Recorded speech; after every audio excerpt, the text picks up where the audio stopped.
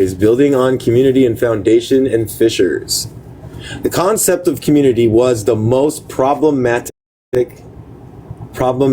and contentious for the class. Students frequently used the existence of violence within peoples on, oh my gosh, I'm gonna look up this word, but I'm gonna try sounding out. Intra-ethnic relations. Let's look at what intra. I'm assuming it means inner, like, let's find out.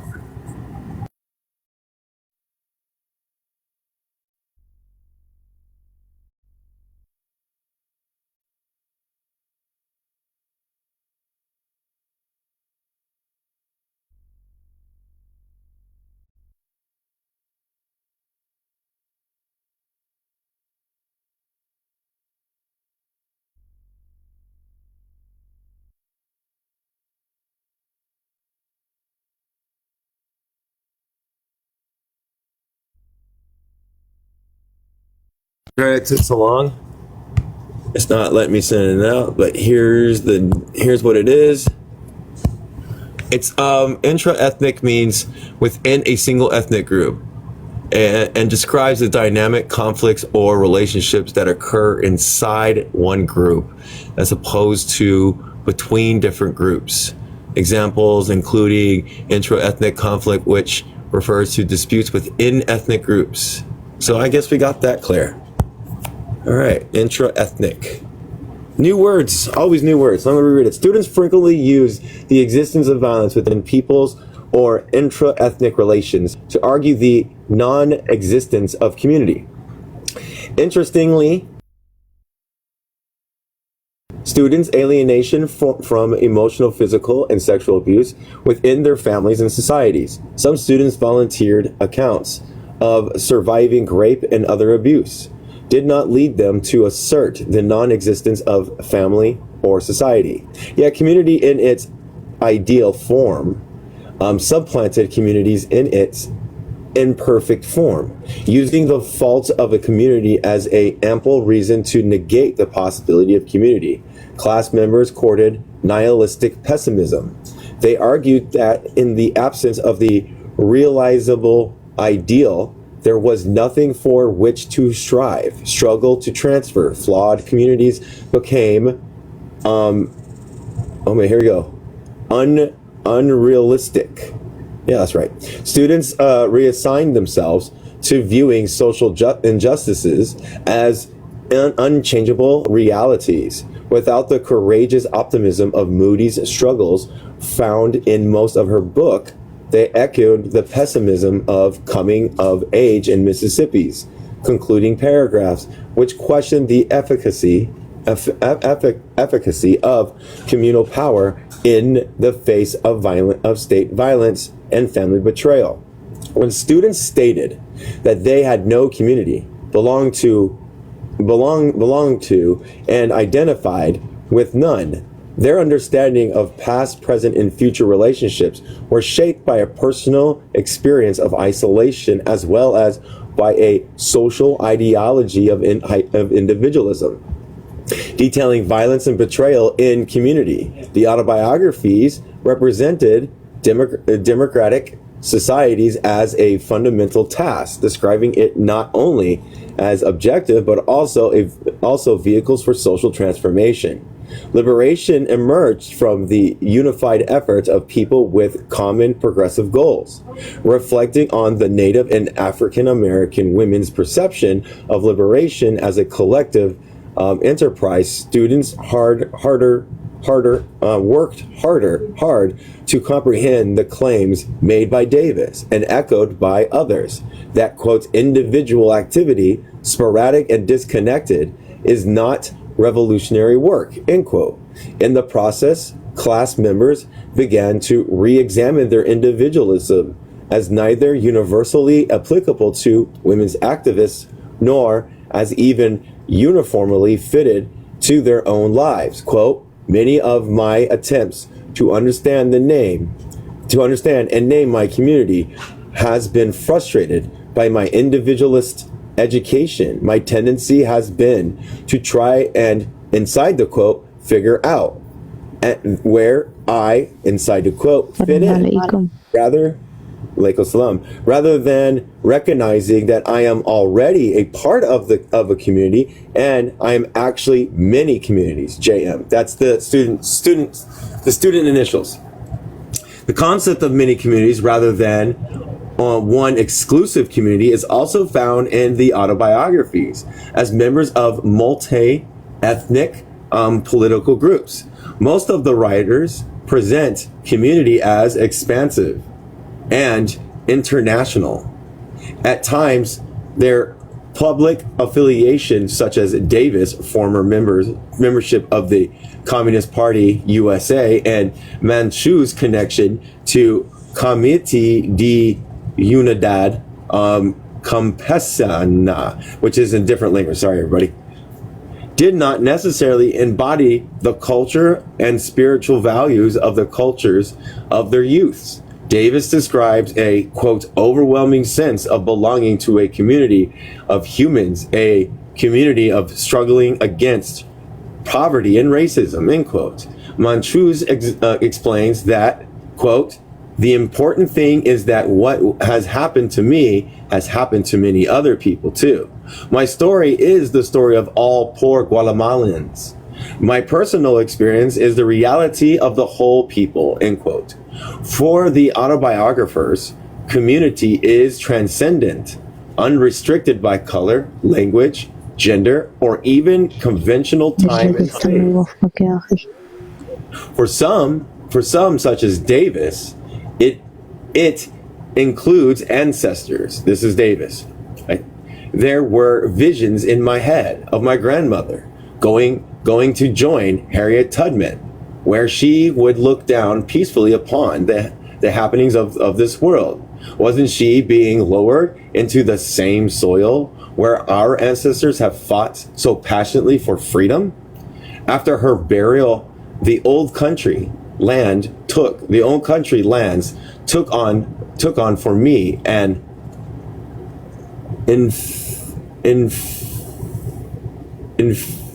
infallible. I can't say this word. Let me go look it up real quick. Do.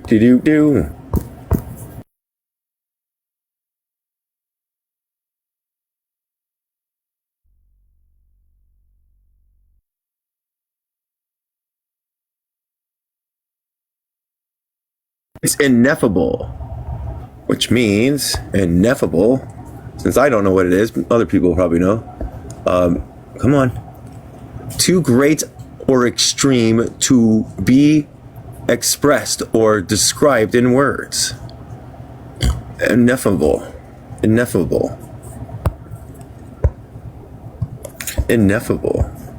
It's hard to say. Ineffable. Where did I find it? Okay. It's inspiring dimensions. They became the stage on which the history of my people had been acted out. And my grandmother, in death, became more heroic. I felt a strange kind of unbreakable bond, vaguely religious, with her and that new world that she entered. The sense of community dependent of oppression is reflected in Manchu's description of traditional customs. And here she is. So a mother on her first day of pregnancy goes with her husband to tell these elected leaders that she's going to have a child because the child will not only belong to them, but to the whole community and must follow as far as he can our ancestors' traditions. The leaders then pledged the support of the community and say, quote, we will help you and we will be the child's second parent. And that's what children need. That's what we need. That's what children need. They need that. These understandings of community, as well as the sense of accountability to community, call women to and sustain them in political activism. In turn, they become the conduit of students rethinking their own perceptions of communal relations. Conclusion. In gender, race, and radicalism, the initial students' frustration with unconventional topics, texts, and pedagogy were predictable. Classrooms' uneasiness, however, gave way to introspection and insight in papers and journal entries. Only the following summer, while reading anonymous course evaluations, did I find out that most students were deeply affected by our study of the autobiographies of Indigenous and Black women activists. Many students were and are survivors of racism, sexism, homophobia, anti-Semitism, and classism. Social violence and or family abuse had led them to see and represent themselves as victims powerless to affect social change. Initially, students were baffled by the way that women activists kept faith and agency amid oppression. Gradually, through their reflections on the political and spiritual values of collective struggles revealed in the autobiographies, students began to respond to narratives of resistance. Relatively privileged ones had been moved to write. Here's a writing. Reflecting on the tremendous fears that festered in these communities and served as a constant barrier to unified resistance, began to analyze my own fears, which keep me from truly dedicating myself to the struggle against racism. There are two primary fears which I find myself faced with as I work through and analyze my own racism and white privilege.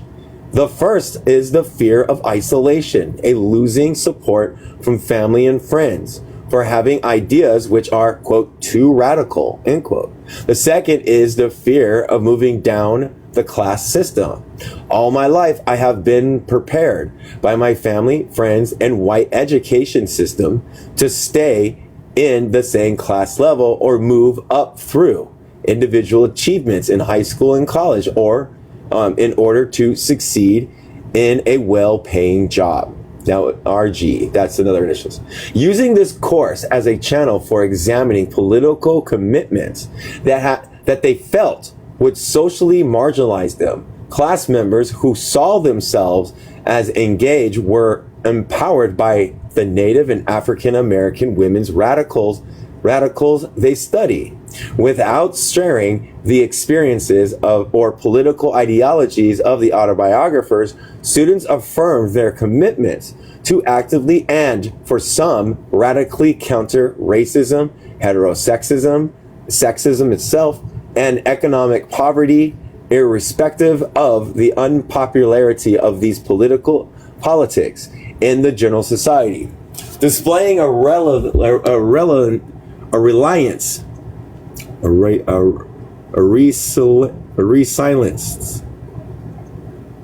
I'm gonna look up this word just to make sure. Oh my gosh. There you go. I'll be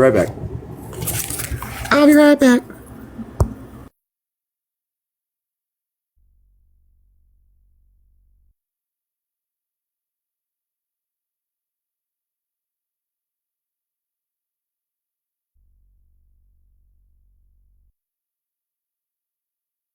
I thought so. Resiliency for critical inquiry and self-reflection. Some confronted their fears with a resolve to continue their investigations and commitments. Here's the one. So severe is the reality of political repression that we at times find ourselves paralyzed by fear and overwhelmed by feelings of hopelessness and grief. The emphasis so often placed on the realities of the oppression we act to counter can sometimes obscure the fact that the history of oppression is also the history of resistance. It is our connection to this history of resistance, to this history of pain, joy, struggle, strength, and freedom, which brings guidance and substance to our work. Same person. Students were not the only ones who found at least partial answers to spoken and unspoken questions. Over the years, I had repeatedly read the autobiographies as well as taught the African American autobiographers in other classes. In the past, I have found these texts to be the most thought-provoking components in the course in gender, race, and radicalism. However, rather than the literature itself, it was students' use of the memoirs to decipher their own life stories and strengthen a resolve for ethical practice that called me closer to my own beliefs about radicalism, focusing on the development, critical consciousness of my students, my يا عمو own قفت بليز paradigm ساعدوني قفت بليز هديك يا عمو الله became less يوفقك يا cloudy. عمو Became less cloudy. I was better able to see that in a one semester journey, students' struggles for self and community transformation radicalized the course and shaped our relationship in a academic setting. Although students had repoliticized the critical questions about radicalism in academic intellectuals remained. Earlier in the semester, when I had encouraged students to differentiate between the radicalism of the women's autobiographies, they responded by pressing me to give my own political identification. Was I a radical or a revolutionary? If so, in what ways? At the time, I was unable and unwilling to answer these naming questions, which I had never put to them. In one of our last classes, I finally stated that as an academic, I had removed myself from a revolutionary praxis to work within a corporate settings that modifies radical notions of social transformation. Several of my students disagreed with my refusal to place myself as a teacher on a radical continuum, offering their own assessments of teachers and students who struggle in academic sites. And this is what they said. There needs to be some criteria for the evaluation of political action that claims to be revolutionary. A revolutionary agenda is one which is able to adequately confront neocolonialism and genocide, and one which cannot be co-opted by the oppressive dominant society. We feel, however, the actions in themselves are not inherently, quote, revolutionary or, quote, non-revolutionary. It is the context in which they occur and their connection to a larger movement for change that determines their revolutionary status. In order for one's action to be revolutionary, they must be consciously connected to a larger movement for revolutionary change. Under this definition, it is possible for even the university professors who make concessions in order to remain in an academic institution to be contributing to a revolutionary process. That was awesome. All right, we're on the next section. Conclusion / United Nations Conventions, Anti-Racist, Feminism, and Coalition Politics. We have had a fight and still do. We have had to fight and still do for the very visibility which also renders us most invulnerable, our blackness. For to survive in the months of this dragon we call America, we have had to learn this first and most vital lesson, that we were never meant to survive, not as human beings, and neither were most of you here today, black or not, and that visibility which makes us most vulnerable is that which also is the source of our great strength. Audre Lorde, Sister Outsider. It is possible to create multiracial and interracial organizations.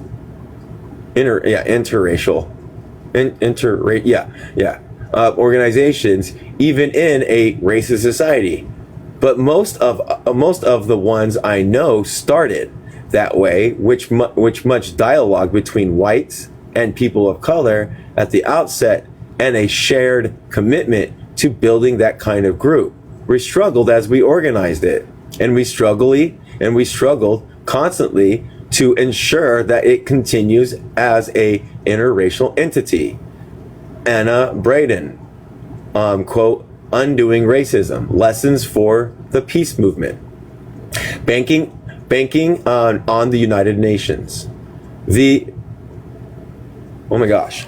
The prognosis for international human rights was grim in 1988, although many felt that the United Nations covenants and goals for humanity posed an alternative vision and sight for creating a just and peaceful society. Understanding that the UN is not a panacea, the supportive critics gave voice to pressing concerns in this 14th anniversary. Let me go back real quick before I go on. See, yep, Sister Outsider. Right back.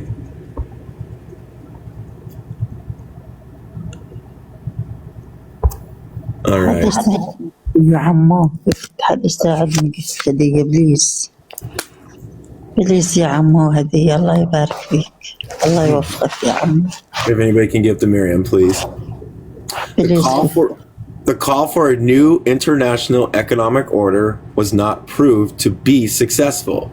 The terms of trade are constantly deteriorating. The gap between rich and poor countries is growing. We are rapidly destroying our environment and the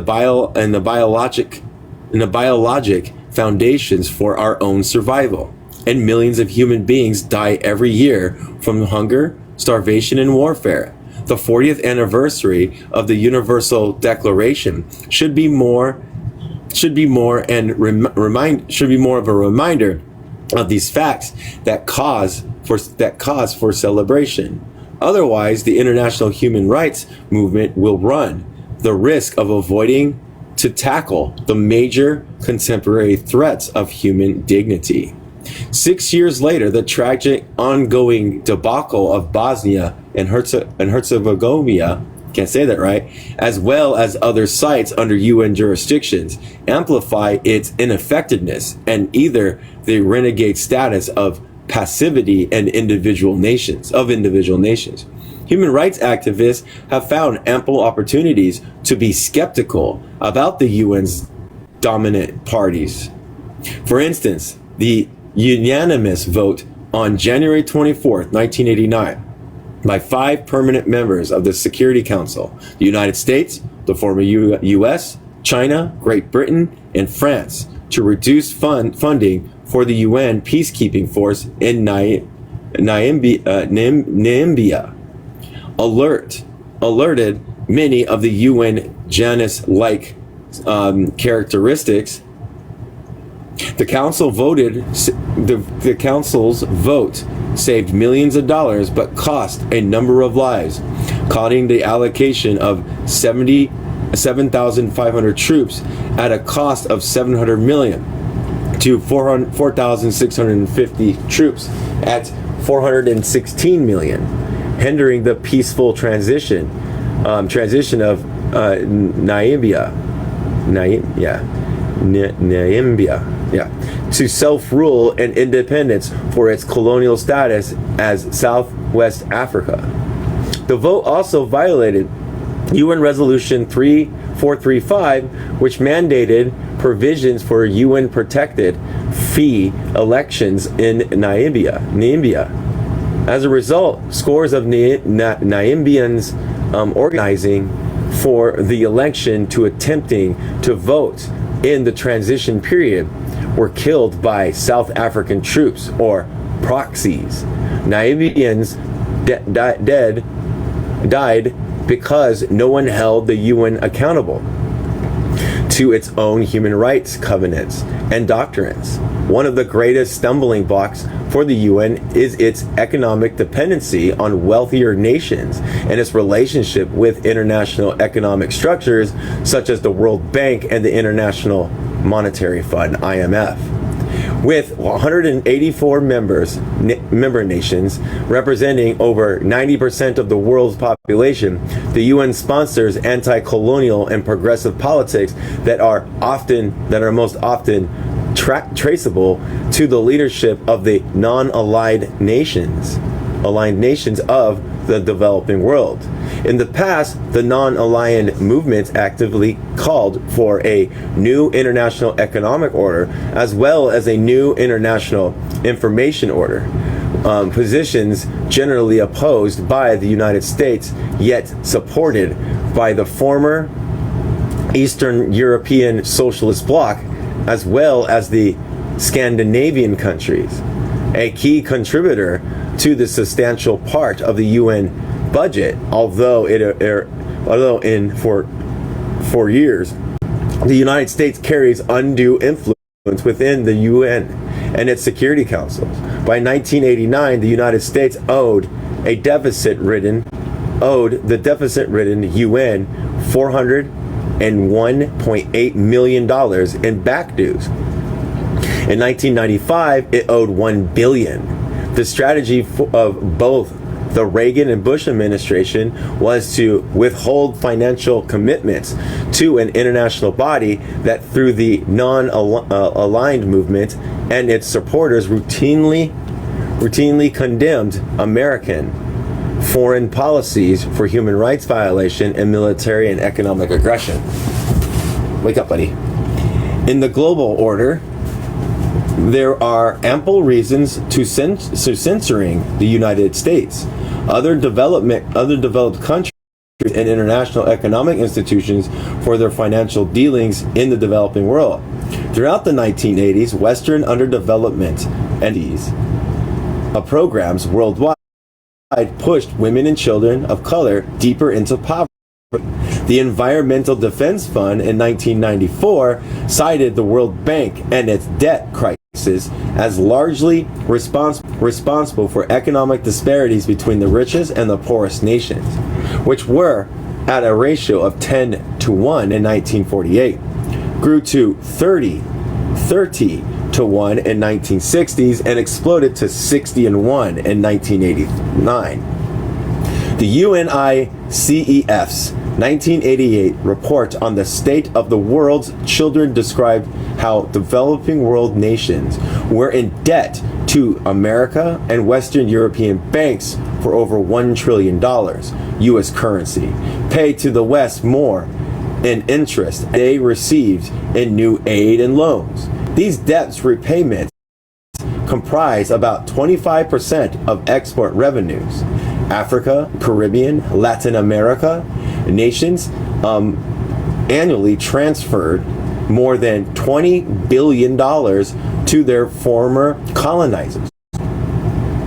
The growing impoverishment of Africa and Latin America is tied to their underdevelopment maintained by Western nations.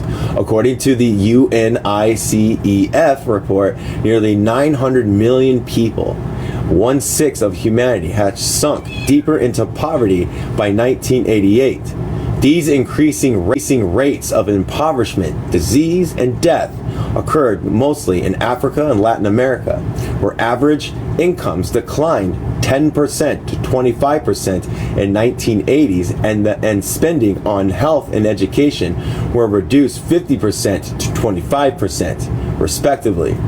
At least 500,000 young children died each year from debt-induced poverty in these two regions. The foreign debt created by national and international elites is paid predominantly by the poor, working, and middle classes.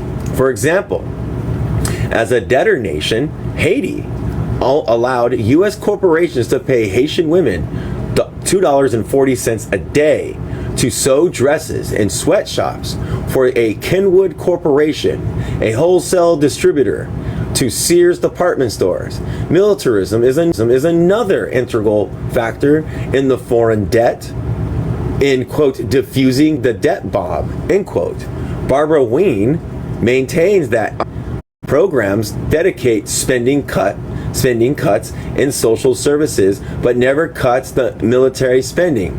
She cites such measures as interference in internal security matters.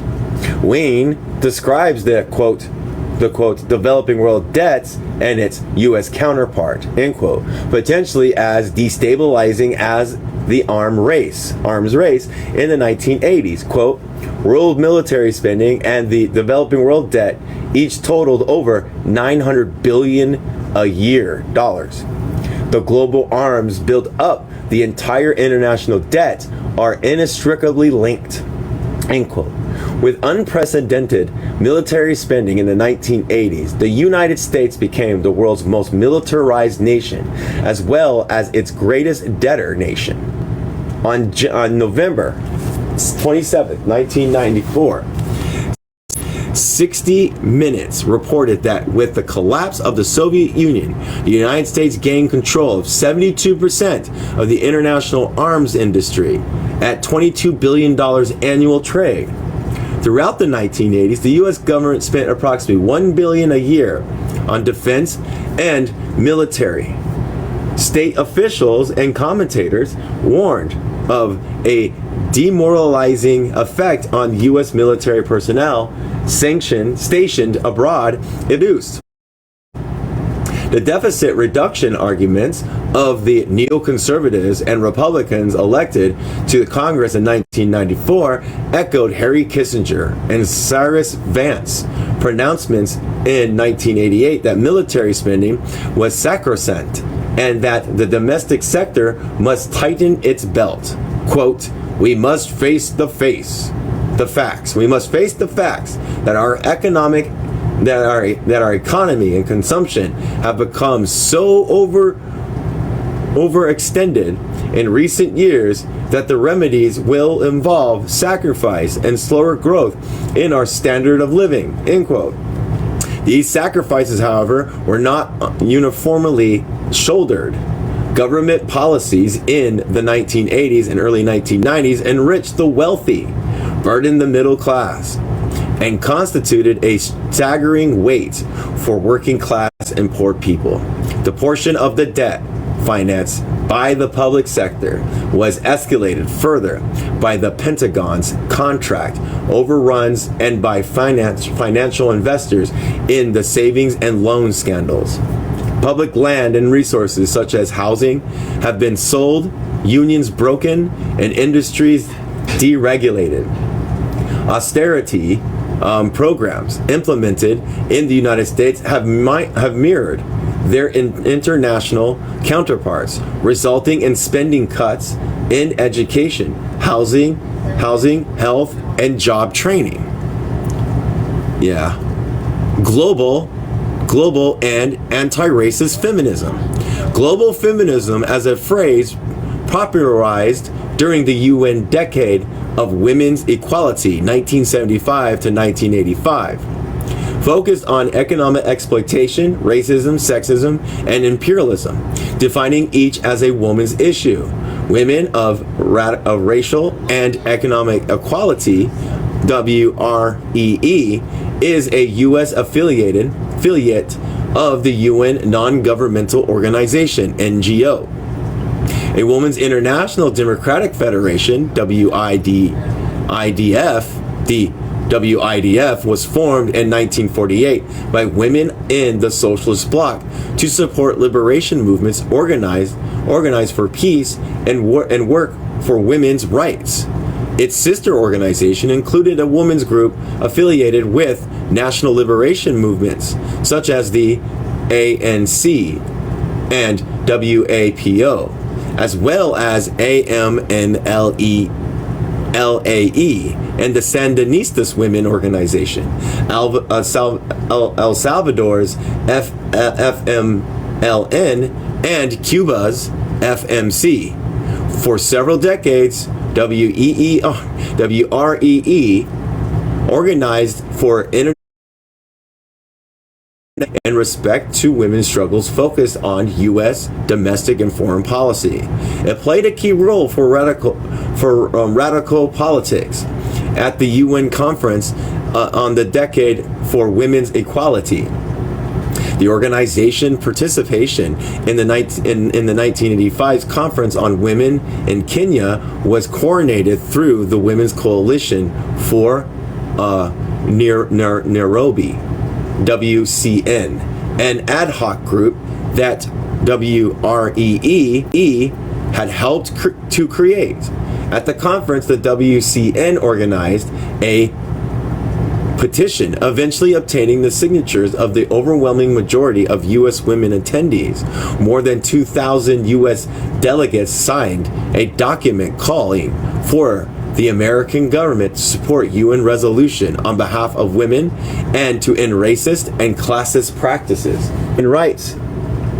The women delegates faced contradictory reactions to their presence in the 1985 conference. International delegates walking downtown on the first day of the conference were greeted by calls from Kenyan women who thrusted their hands and arms from behind barrier windows at the women passing by. Someone later explained women were yelling because they blamed their incarceration on the NGO women's delegation. President Daniel Arap Moi ordered the military and police to make sweeps of all women sex workers, including any women working the streets in whatever capacity thought suspicious, and even some who were merely walking down the street during the raids. Later, to minimize the embarrassment of the government and the discomfort, quote unquote, of the international visitors, the Kenyan women who were picked up were transported to detention camps and in the countryside until the end of the conference. Fucking assholes. So it's just all performative bullshit. It feels like, I don't know. If it's white women always betray black women and women of color all the time. There was a ambivalence expressed about the coalition politics and critiques of state violence. At two simultaneous rallies held yards apart in the same outdoor quad, women speakers competed to be heard above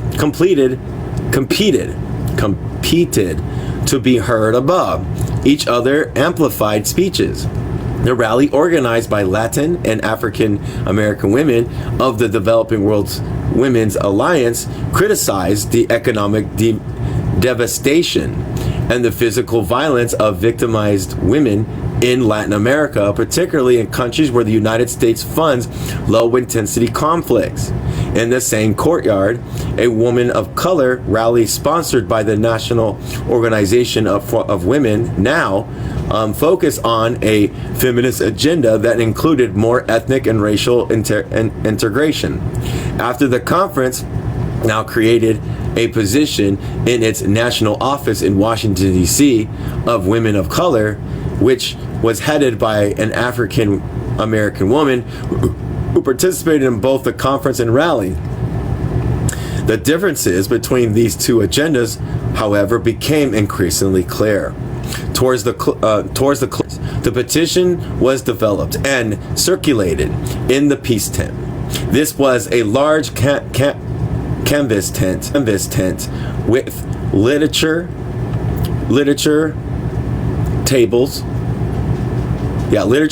and a speaking area with a microphone and chairs. It had been founded by wealthy American women as an alternative site to the classrooms and buildings that were occasionally guarded by the Kenyan military.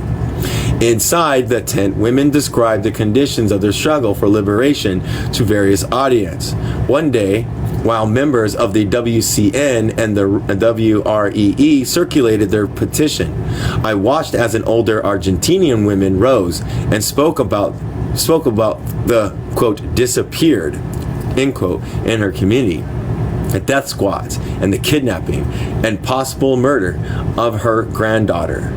As she began to plead with American women to return to their country and work to end U.S. support of terrorist regimes, she was brusquely cut off by a prominent American lesbian feminist, Sonia Johnson. Johnson informed the Argentine woman that the point of the peace tent was not to hear anti-U.S. propaganda. In other words, critiques of U.S. funded for death squads in El Salvador, Contras in Nicaragua, and Angola, apartheid in South Africa, and the Israeli occupation of the West Bank and Gaza Strip. When Johnson stated that the, quote, real struggle, end quote, was around who, quote, scrubbed the toilets, end quote, young white U.S. women, likely the same age as the Argentine women's granddaughter, applauded and cheered.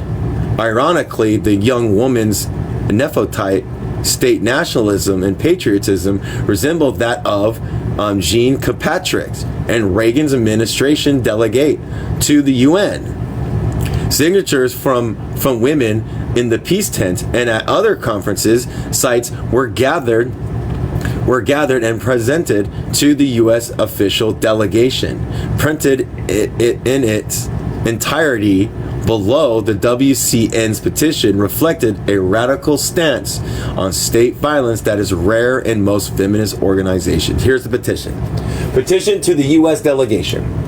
As U.S. women living in the world's wealthiest industrial capitalist country, we have an obligation to analyze our conditions of inequality, to single out the obstacles to our progress, and chart necessary strategies to ensure the implementation of the goals of decade inequality, development, and peace. Therefore, we call on the U.S. delegation to the UN Decade for Women's Conference Nairobi in 1985 to support the following positions and demands for purposed in the document.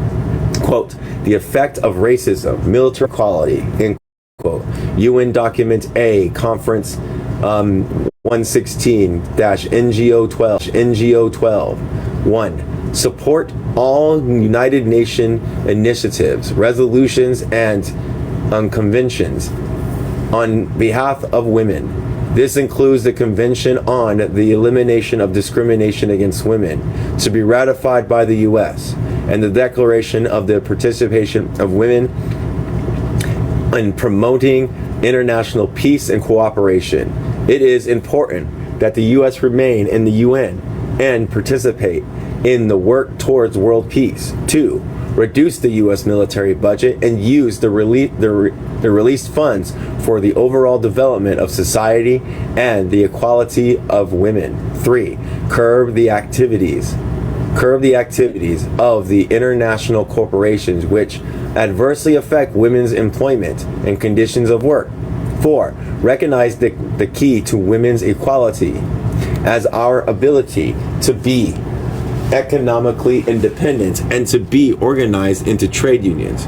Guarantee the basic rights of women to equal pay for work and comparable value, as well as the right to full employment and guaranteed income. 5. Eliminate all forms of racial oppression and discrimination against women. Support all economic, social, and political rights for foreign and undocumented workers. 6. Support all measures to improve the equality of life for all women, such as the control for police brutality and the right to decent housing, health care, and quality education. 7. Eliminate sexual violence. Ensure women's rights to choose in matters of sexuality. Create economic, social, and legislative guarantees for full reproductive rights, including abortions, freedom from forced sterilization, access to birth control, childbearing, primary health care, infant care, child care, paid maternity leave, and a job, and pensions guaranteed. 8. Provide moral and material aid to women struggling for their democratic and economic rights of national independence in Southern Africa and the Middle East and throughout the world. 9. Work towards international peace by halting interventions and aggression, withdrawing all nuclear missiles, negotiating bilateral arms control agreements, including stopping the militarization of outer space. Oh my God. I forgot they were doing that. The issues argued in the WCN petition, however, were not always easily sustained as the focal point of multi-ethnic women's coalition that followed the UN conference. It took days to arrange a meeting with the U.S. delegation, headed by Maureen Reagan and Linda Chavez, to present the petition.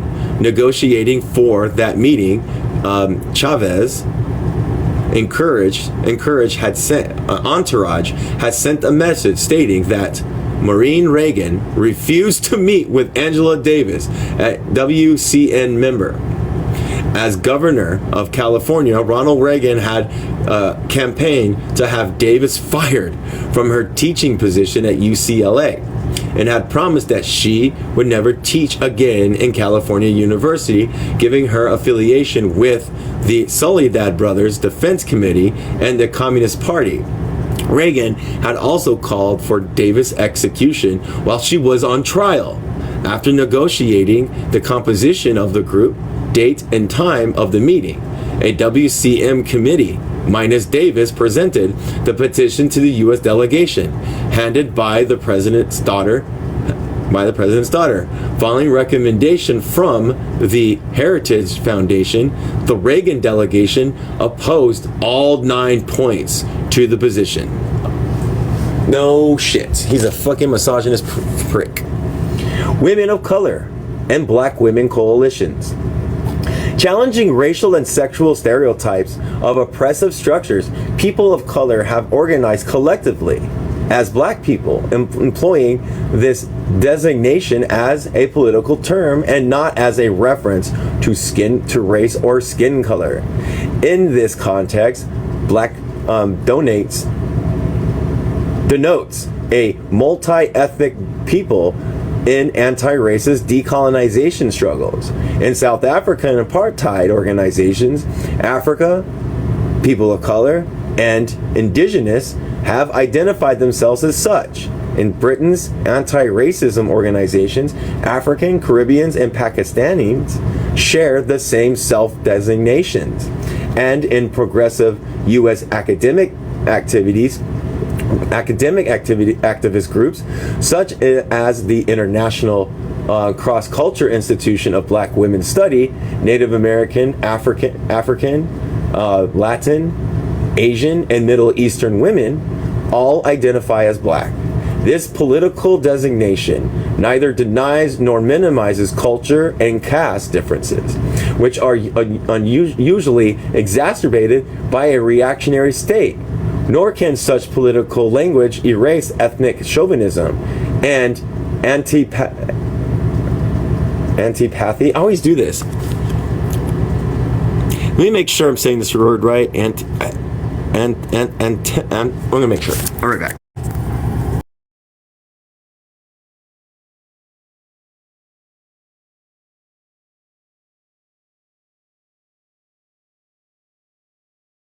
It's antipathy, deep-seated antipathy of blackness, for blackness. Crossing color lines for black alliances is fairly tricky. All people of color do not experience racism in the same manner. If the acquisitional object of racist hatred under American white supremacy, it is antithesis. The black, then clearly not every person of color can share in this blackness and its social degradation. Denigration. Yeah. A flight from blackness for non-whites might be seen as a strategy for establishing their humanity. That is, proving that they are not black. Bridging the gap between polarized subaltern ethnic groups seems to be a secondary to black and white or people of color and white alliances, because women generally share the race thinking of their ethnic brothers and are pressured or elect to produce racial hierarchies in homes, schools, and communities. Alliance building is extremely difficult. Countering state violence requires political language and coalition work that go beyond differences in multiculturalism. Such efforts are embodied in the activism of racially and politically marginalized women who are engaged in transnational organizing. The Cross Culture Institute of Black Women's Study, housed at Medgar Evers College in Brooklyn, New York, is one such group of women. Its 6th International Summer Institute, held in Caracas, Venezuela in August 1993, with the theme, quote, "The Black Woman, 5 Centuries of Resistance and Cultural Affirmation and in the Americas," end quote, was hosted by, La Unión de Mujeres Negras de Venezuela, Cartes de Panama, El Movimiento para la, Identidad, it's a whole bunch, Niger, República Dominicana, it's Dominican, and the Galendes Instituto del Mulfer, Niger, Brazil. I'm sorry, that was horrible.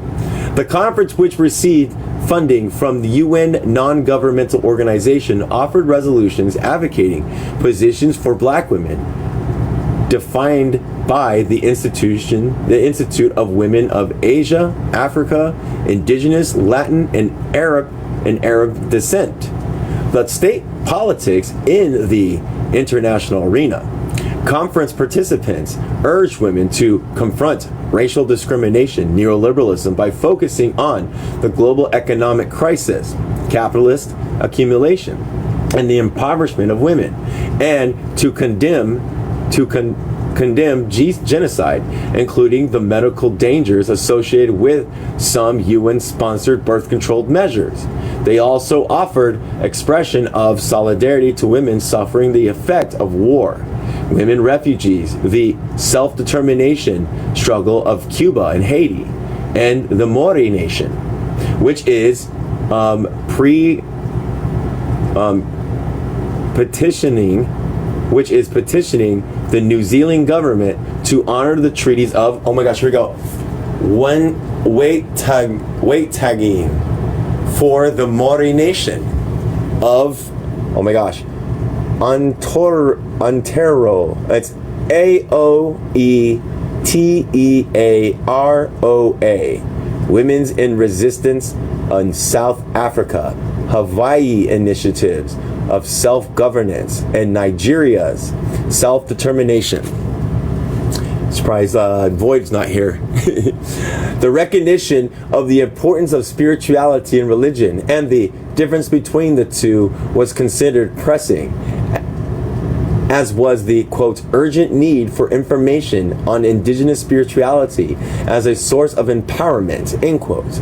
The need to document the education and educate about South African religions during the era of American slavery. The Institute also recommend that all black women's organizations facilitate the development of spirituality, recognize both the roles that traditional belief systems played in resistance to enslavement of the sexist and racist structures within contemporary religions. It also addressed the issues of education and culture, denouncing racist and sexist language and advocating alternative teaching through storytelling, informal schools, and homeschools. The Institute's position paper argued that black women's resistance to oppression that encompassed developing strategies to deal with contemporary economic and cultural imperialism, redefining spirituality as part of black women's feminism, linking its self-empowerment with community well-being rather than individualism, and organizing educational projects about violence and sexual trafficking. In advocating women human rights and coalitions, the Institute denounced the U.S. blockade against Cuba and urged solidarity between African and indigenous people in the Americas, particularly in respect to struggles to rein indigenous control of native lands. The following year of MIT, in January 1994, participants in the conference entitled, quote, Black Women in the Academy, defended our name 1894 to 1994, end quote, issued a petition to President Clinton stating that, quote, 86% of black women who voted for the Democratic Party ticket, which brought you, the Hillary Rodham Clinton, to the White House and a Democratic Congress in Washington in 1992, end quote. As the conference, women and men noted this, quote, was the largest proportion of any constituency to vote for your administration, end quote. With copies sent by black people, women's and Hispanic caucuses of the Congress, attendees urged the Clinton administration to commission a blue ribbon panel of race relations based on the 1968 Kenner Report and its 1988 review of the Polarized Society. Leaders of the conference maintained that the, quote, new panel must be cognizant of the myriads new realities of race in America. It must present recommendations to alleviate the continuing injuries of racism, sexism, and homophobia, end quote. The administration was asked to promote research on black women for, quote, the well-being of African American communities, end quote, and to extend the mandate of the, quote, Glass Ceiling Commission to explore issues of career advancement of women of color in higher education, end quote. Increasing funds, oh, gotta do a picture. Holy shit. God damn it. Try again. There we go. All right, sorry everybody. Increasing funds for community-based services, organization for poor black families, was also requested. Quote, we stress the need to extend economic empowerment and development programs, support services, healthcare, housing, childcare and education, women in prison, those with AIDS, and in crisis need special attention, end quote. Concerning U.S. foreign policy calls to end anti-democratic covert actions against Haiti and restore Jean Bartran Stride to the presidency, to lift the embargoes against Cuba, to support a democratic process in South and Southern Africa, and to continue aid to Somalia. Completed the petitions endorsed by the more than 2,000 mostly black women and some men who attended the conference. Like the Cross-Cultural Institute of Black Women Studies and the Black Women of the Academy Conference, the Empowering Women of Color Conference in California advocated new domestic and foreign policies which objectives specified by anti-racist, anti-sexist organizing. One keynote speaker for the MIT conference, Angela Davis. Others were Lenny Gunner and Jonetta B. Cole. Also spoke at the 1995 conference, quote, reaping fruit, throwing seeds, end quote, held at the University of California at Berkeley on April.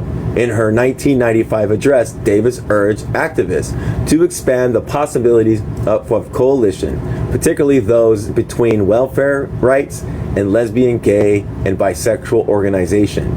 Given that conservatives have targeted such types of groups, is antithetical to so-called family values. She also suggested that because California Anti-Immigrant Proposition 187 demanded strict documentation that turns colleges and universities into, quote, sites of surveillance, end quote. Coalitions between teachers, students, immigrants, and immigrant rights advocates were necessary. Likewise, Davis identified the need for partnership between prisoners and students because California leadership had begun to channel funds from education to prison construction and incarceration. In 1995, California had 29 prisons, 20 of which were constructed in the past 10 years. The state now boasts the world's third largest prison industry after two nations, the United States and China. Women, predominantly poor, Native, African, Latina, Pacific Islander, and Chicana, are entering prisons at twice the rate of men. The iniquities of sentencing and the privatization and exploitation of prison labor for corporate industry therefore provide central issues for both feminists and anti-racists to address. Counter violence within UN Human Rights Convention. Who is in here? Who are you? What are being you up, Tala? I'm doing all right, Mr. Carrot. Doing all right. The U.S. government is clearly drifting from a progressiveness of international covenants, opposing genocide, racism, and sexism. The majority of the Supreme Court justices, particularly the Reagan and Bush appointees, predictably have restricted privacy and abortion rights.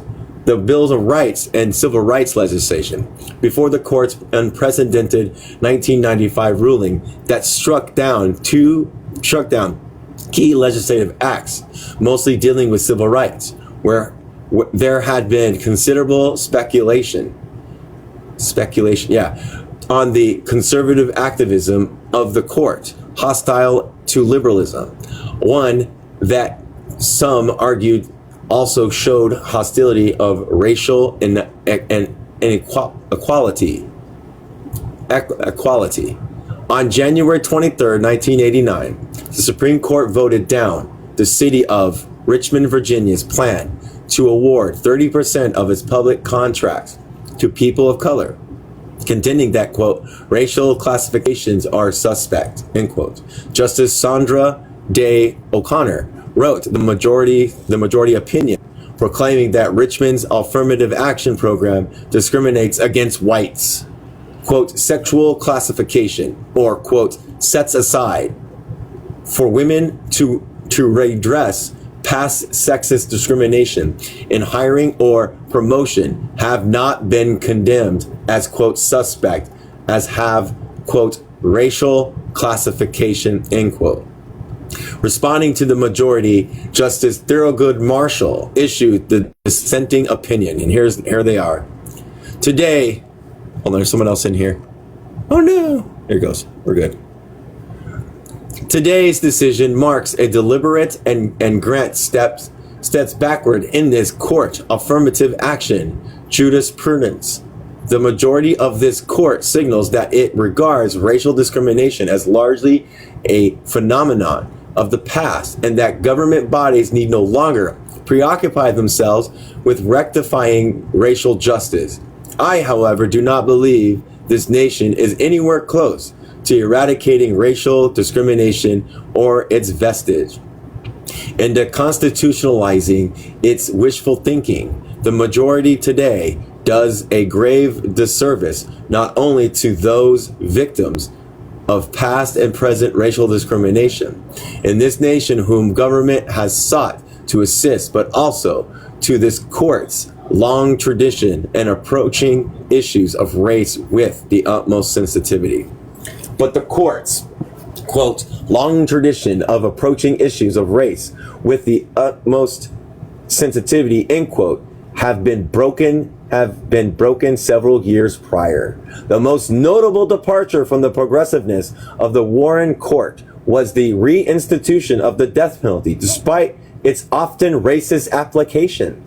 Political observers in the late 1980s had cautioned progressives to seek other vehicles besides federal law to guarantee civil and human rights.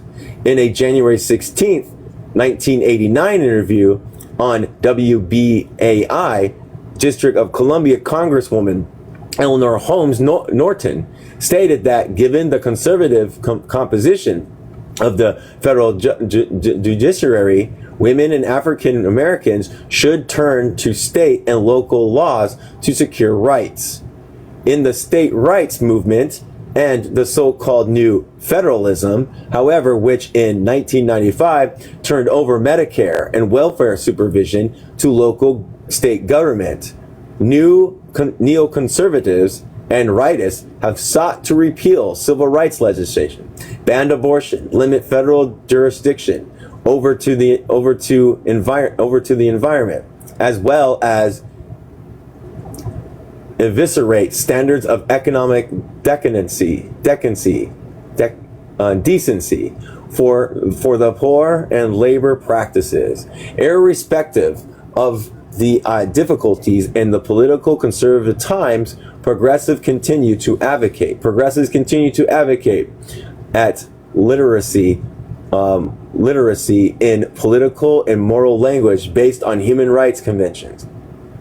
Organizations such as Center for Constitutional Rights provide pamphlets such as, quote, an activist guide bringing international human rights claim in the United States courts, end quote. Organizations and NGOs, including the League of Women Voters, the National Councils of Churches, and approximately 1,000 consultant group continue to lobby UN representatives for humanitarian projects and policies. For instance, the NGO Human Rights Advocates sponsored the first gay and lesbian group as consultants to the UN. Both the International Conference of Black Lawyers and the International Indigenous Treaty Councils have petitioned the UN on human rights violation. In 1984-86, Mayor Marcia Walker and Clerk Kathleen P. Salisbury signed an ordinance 2807 of the Burlington, Iowa City Council, affecting the Convention on the Elimination of Racial Discrimination as law. The City Council attended its human rights ordinances with the assistance of law professor Francis Boyd and Burns H. Weston to bring it into compliance with the convention, believing that ratification by cities and towns support as base for the eventual passage of UN convention in states assemblies and the US Senate. Various organizations seek to enforce the UN convention and charters as the language of rights in the United States. In January 1989, 4 years after Women's Coalition in Nairobi, the WREE presented their position to the U.S. government. WREE, through the WIDF international affiliate, petitioned the U.S. Commission of Human Rights in Geneva on the violations against American women of color. In their testimony to the commission, members of WREE and WIDF, I don't like that, argued that the United States violates Article 2 and 25 of the Universal Declaration of Human Rights and Article 55 of the UN Charter, quote, as regards the institutionalized racism against women, children, and families of the national and ethnic minorities in America. And here's what they: Black, Latin, Asian, Native American, and women workers suffer a disproportionately higher loss of jobs in the higher wage basic industries and face more intense discrimination in hiring for new jobs, as well as systematic exclusion from skilled positions. Union busting is common practice by corporate America, and federal equal pay provisions are violated with impunity. The corporations establish unequal pay for the same position, pay minimum wage for extended periods of time by demanding long probationary periods, They lay off at will in order to deny benefits to experienced workers who are then re-admitted as, quote, new hires at the lowest starting wage. And that's the end. Back to the thing. We're doing good. The rights of the U.S. prisoners have also been raised in the international forum. Amnesty International documents more than 100 political prisoners incarcerated in the United States. Two of the longest held are Native American Leonard Peltier and African American Elmer Geronimo Pratt, activists in the American Indigenous Movement and the Black Panther Party, respectively. Their imprisonment linked to COINTELPRO suggests that continuity of a police policy. Having persecuted and convicted such prisoners as criminal charges, the U.S. government denies that it has political prisoners. Of course it does. By criminalizing political resistance, the U.S. government can continue to delegitimize radicalism, shifting the focus away from state-mandated violence. In February 1989 and 1990, members of Freedom Now, National Campaign of Amnesty and Human Rights for Political Prisoners, accredited through the indigenous organizations, traveled to Geneva to petition the UN Commission under Article 10, which concerns the human rights of detained or imprisoned persons. Freedom Now testimony to the commission stated that more than 150 persons are incarcerated in U.S. prison because of their exercise of the rights to freedom of expression and association, to self-determination, and freedom from racial oppression and alien domination. End quote. Spokespersons also contend that, quote, once incarcerated, virtually every political activist in the U.S. is subjugated to extremely harsh conditions of confinement, including designations to, quote, inside the quotes, behavior modification units employing sensory deprivation techniques, such as those at Marion, Illinois, Shanswangund, New York, Manhattan, Florida, Lexington, Kentucky, end quote. Although some control units have been closed, activists maintain the new units have been opened at their prisons. According to Freedom Now representatives, in 1989, the U.S. delegation walked out during the testimony expert below. And here's the testimony expert below. Phenomenal material progress has been built upon 3 gross and well-documented violations of human rights: the dispossession and disenfranchisement of indigenous people, the kidnapping and enslavement of Africans, and their transportation to the United States, and the imposition of the United States rule in Puerto Rico. This material progress has produced 2 U.S. societies, separate but connected, yet drifted even further apart.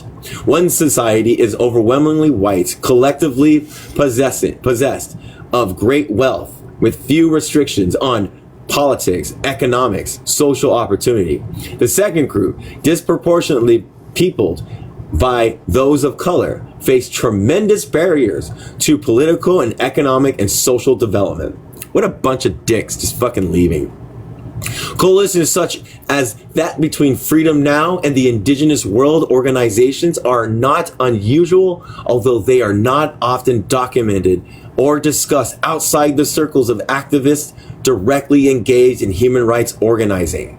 Activism in New York, for example, shows how UN human rights efforts have trickled down to the local government level. In 1990s, an alternative high school, Brooklyn El Panut School, was developed as a human rights themed school. In 1993, the New York Assemblyman Roger Green formed an independent party, the Children's First Party, based on UN conventions on the rights of children, which the United States has not yet ratified, to focus the legislation dealing with children's need and rights. Also in 1993, the New York-based Center for constitutional rights used statutes of international law to argue against the case of Dana Ortiz, the American nun who was tortured and raped by Guatemalan death squads reportedly funded by the United States. In addition, these are coalitions between women's groups and the United States government concerning UN conventions on women. For example, in October 1994, the Assistant Secretary of Human Rights reported at the national conference covered by C-SPAN that the Clinton administration is working to ratify the Convention of the Elimination of All Forms of Discrimination Against Women, CEDAW. In the U.S. Senate, according to Margaret Weinstein, a former rapporteur in the UN Committee on Elimination or Discrimination Against Women. The convention was adopted by the General Assembly in December 1979, implemented in September 1981. Wow. And is one of the most widely ratified international conventions. The committee staff in Vienna, which supported the monitored states in which enforcement of the convention, however, is hampered by insufficient time and persons to review reports and make recommendation. States also make reservations contradictory to the intent of the convention and file incomplete and untimely reports. Article 2 of the convention mandates that states, through legislation encountering discrimination, quote, embody the principle of equality between women and men in their national constitution, end quote, offer legal protection to women, and, quote, modify or abolish existing laws, regulations, customs, and practice discriminating against women, end quote. The convention was created to cover direct and indirect discrimination, yet its enforcement is tenuous, according to Weinstein, who notes that CEDAW does not make obligatory, quote, positive action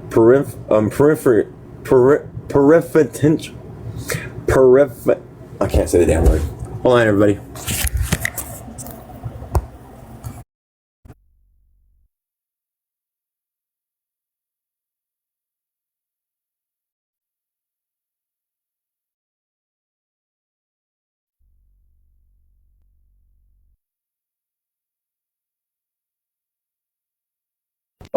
Preferential, I couldn't say it. Preferential treatment or quota system for women, end quote. Unlike the UN Convention on the Elimination of Racial Discrimination, in the absence of the timeable and obligatory positive action, states are free to set their own standards for progress. Introduced into the U.S. Congress on November 12, 1980, CEDAW surpasses the ill-fated Equal Rights Amendment of the 1970s in its guarantees to poor and working class women and women of color. It defines and prohibits discrimination while guaranteeing basic human rights and freedom. It prohibits trafficking of women through prostitution. It guarantees the right of nationality, which conceivably applies to language and culture, criminalizing the English-only movement. Its provision for equal employment rights included pay equity, health protections and safety, social security, and prohibition against dismissal for pregnancy or marital status. The convention also guaranteed the right to vote. Finally, CEDAW challenges the Supreme Court ruling of affirmative action because it guarantees, quote, temporary special measures to accelerate women's equality, end quote. In other words, affirmative action programs are more reserve discrimination under this international law. Here's the conclusion. Let's see how far I got on this conclusion. Let me look. Let me look before I go ahead. 156. Yep. And that will be the end of the book. So the conclusion is the end of this book. Conclusion: instrumental politics, power. In expanding the focus of progressive coalitions towards communities, the practice of power is key. Resistance presupposes power, just as domination presupposes violence. If power is not synonymous for domination, then there are possibilities for social transformations without violence. Those who differentiate between power and domination in order to link power to communal goals for social and cultural freedom, economic sufficiency, and radical democracy posit a vision of political community as a context for human development. Recognizing the diverse experience of and powers of oppressed peoples is essential in order to challenge subordination and exploitation. Variable political communities reflect the diversity of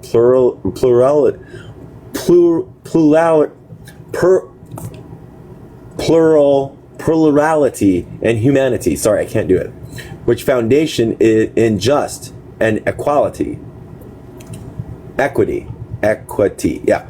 A law of human rights posits one humanity, the right to participate in self-governance, to experience freedom, to live without violence and economic degradation. The ideals of freedom and community contribute to political power as an expression of humanity. Relationships are determinate. Our common need for others means that it is in our interest to collectively carry on the seemingly endless struggle for justice and anti-violent measures.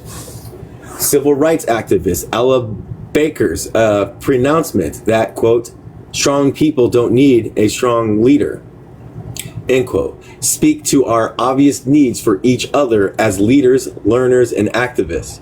Struggles for more than survival in sites where we are disciplined and discipline ourselves in conformity requires non-conventional education, political transformation, and critiques for democratic community. The quality of political community and democracy depends on the resistance to violence and state oh my gosh, I can't say it. I'll be back.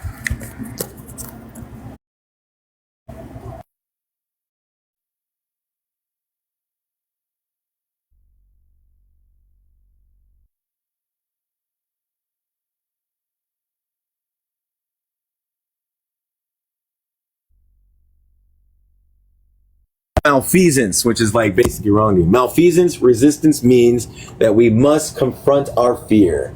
The fear of being perceived as the punished, or ideological radicalism and non-patriotism leads to a choreography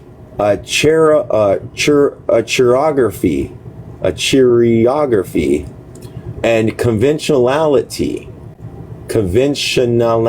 I can't say the damn word because my tongue doesn't want to say it.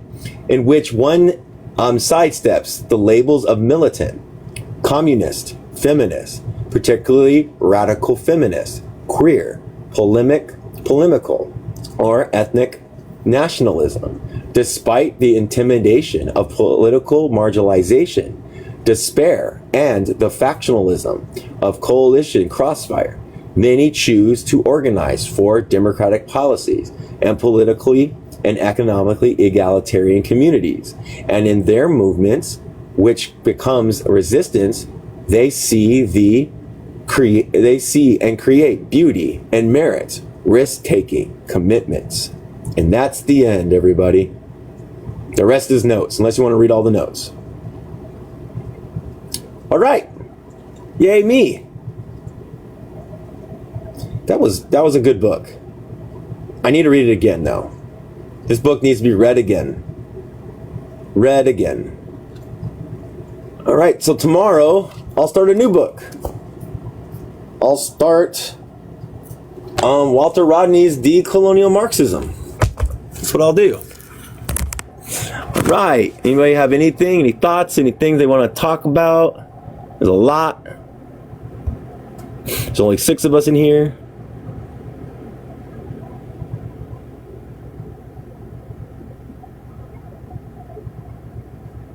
Uh-oh. Uh-oh. Hello. Julie. The fuck? Just kidding. Okay. Yeah, that part where it mentions the American feminist that was like, you're being anti-American. And when I heard that, I instantly thought, yeah, everyone that's for liberation is anti-American. Yeah, for sure.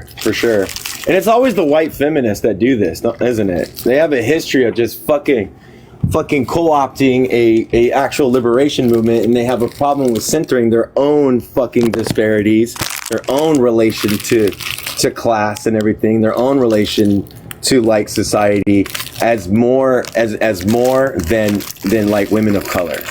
You know what I mean? It's white women need to step. What I'm gathering is white women need to step back and allow the lead and follow the lead of women of color, indigenous, black women of color. Like that's what I'm getting, too.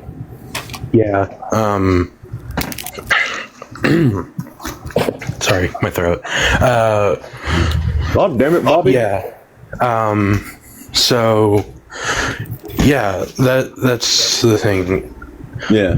All oppressor identities need to be decentered, whether it be whiteness, male, whiteness, man, abled, being a part of a colonial nation, like all of those need to be decentered. We just need to observe intersectionality. Yeah. You know? Yeah, that's what we need to do. And that's it. That's all I have. Anybody else have anything else? I'm assuming no. Anything else, Doodly, before I close it out? No. All right. Tomorrow, Walter Rodney's Decolonial Marxism, then. We'll read 3 Walter Rodney's books. That'll be fun. All right. Well, I hope everybody has a good evening. Enjoy the rest of your Saturday. Thank you for following. You might have to pull it out, so I said fucking do it if you need to. So I might not be able to talk, but I'll be alright. It's a big tooth as well. Huh?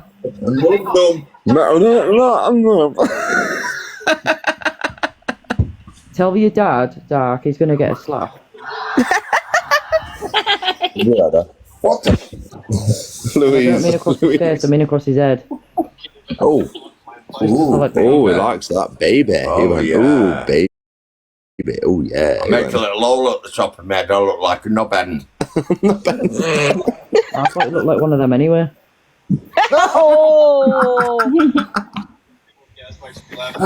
you like her, don't you? Feel like she's got go. Kinky. You like Joe? Ooh, kinky. I like that. Alright, is he gonna let me? Welcome in, guys.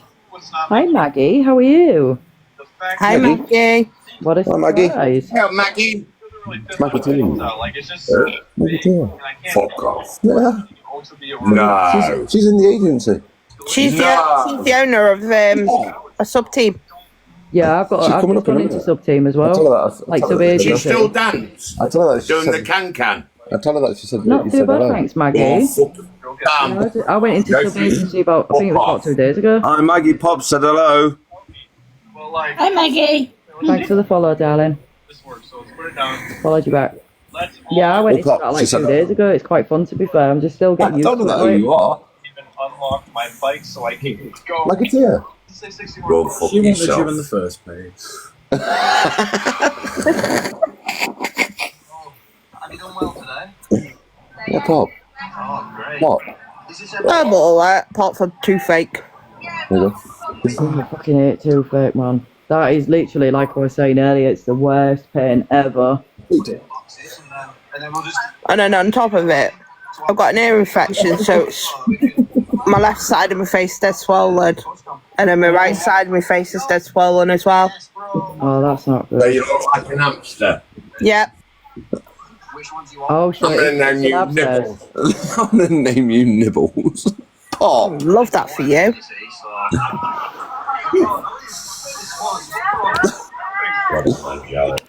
You angelic? Yeah. Yeah. You like angelic? Hurt me, I tell you. Is this sub-team under Amanda? Yeah. There you go.